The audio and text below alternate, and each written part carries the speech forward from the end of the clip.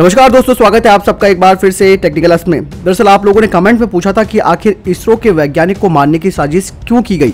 इस बारे में अब एक नया खुलासा सामने आया है। दोस्तों, ये बहुत दुख की बात है कि आखिरकार हमारे देश के वैज्ञानिकों के साथ क्या कोई साजिश हो रही है जिसके तहत उन्हें जहर दिया जा रहा है। और ये बात दिल दहलाने वाली भी है, क्योंकि आप सब लोग जानते ही हैं कि इसरो के ऊपर हमारे देश की सबसे बड़ी जिम्मेदारी है, चाहे वो सेना से लेकर हो, चाहे वो आम लोगों के जीवन से जुड़ी हुई क्यों ना हो। अगर ऐसे में अगर वैज्ञानिकों को जहर देकर मारने की कोशिश की जाती है तो ये वाकई में एक शर्म की बात भी है। लेकिन सबसे दुखद बात यह है कि इसरो की तरफ से अभी कोई आधिकारिक बयान नहीं आया है कि आखिर क्यों तपन मिश्र को मारने की साजिश रची गई। उनको 3 साल पहले घातक आर्सेनिक जहर दिया गया। वे इसरो के सबसे वरिष्ठ वैज्ञानिकों में से आते हैं।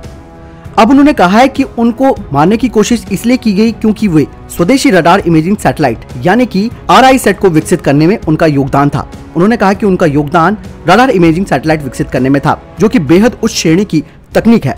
इस सिस्टम का उपयोग कर हम दिन या रात किसी भी समय पृथ्वी की सतह को आसानी से देख सकते हैं। साथ ही उन्होंने कहा कि अगर हम इस सिस्टम को बाहर से खरीदते हैं तो ये सिस्टम करीबन 10 गुना महंगा पड़ेगा। उन्होंने कहा कि रडार सिस्टम सेना के लिए बहुत उपयोगी है, क्योंकि ये बादल और धूल के बावजूद भी बिल्कुल क्लियर तस्वीर खींचने में यानी कि क्लियर फोटो खींचने में सक्षम है। इसीलिए अगर हम इस तरह की तकनीक अपने देश में ही विकसित कर लेते हैं तो जाहिर है जो लोग ये चीज भारत सरकार को बेचना चाहते हैं उन्हें व्यावसायिक नुकसान भी उठाना पड़ेगा।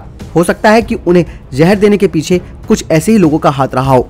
तपन मिश्र ने दावा किया कि 23 मई 2017 को इसरो मुख्यालय में एक प्रमोशनल इंटरव्यू के दौरान उन्हें नाश्ते में आर्सेनिक ट्राइऑक्साइड नामक घातक जहर दिया गया। इसरो के वैज्ञानिक ने कहा कि चुप रहने पर लोग नाजायज फायदा उठाते हैं।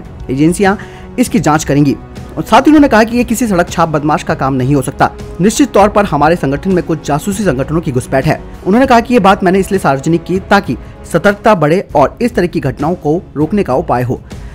यानी कि ये बात अब क्लियर हो चुकी है कि इसरो के वैज्ञानिक को यानी कि तपन मिश्र जी को जानबूझकर जहर देने की कोशिश की गई, ताकि ये दो विदेशी कंपनियां हैं उनके सिस्टम भारत में आ सके और उन्हें फायदा हो सके। इसीलिए जो ये घुसपैठी हैं, जो हमारे सुरक्षा संस्थानों में कहीं न कहीं मौजूद हैं, वो इस तरीके की खबरें लीक करते हैं और इस तरीके से अब मारने की साजिश की जा रही है। और ये इसलिए भी अब घातक हो सकता है कि आने वाले समय में हमारे देश के सभी वैज्ञानिकों को स्पेशली सुरक्षा मिलनी चाहिए, ताकि इस तरीके की घटना दोबारा ना हो सके। ये बहुत शर्म की बात है, जैसे कि मैंने बताया कि जहर देना वो भी वैज्ञानिक को, जो कि एक इम्पोर्टेंट जो कि सैन्य उपकरण है उस पर काम कर रहा है। ऐसे में तपन मिश्र के खिलाफ जिन लोगों ने साजिश रची है उसकी कार्रवाई होनी चाहिए और इसरो को भी आधिकारिक बयान यहाँ पर देना होगा। ये देश से जुड़ा मामला है और सुरक्षा से जुड़ा मामला है। इससे पहले भी जासूसी हो चुकी है, जिसमें एक HAL का कार्यकर्ता भी पकड़ा गया और उससे पहले एक वैज्ञानिक जो कि DRDO में काम कर रहा था, जिसने ब्रह्मोस की आधी जानकारी पाकिस्तान को पहुंचा दी थी।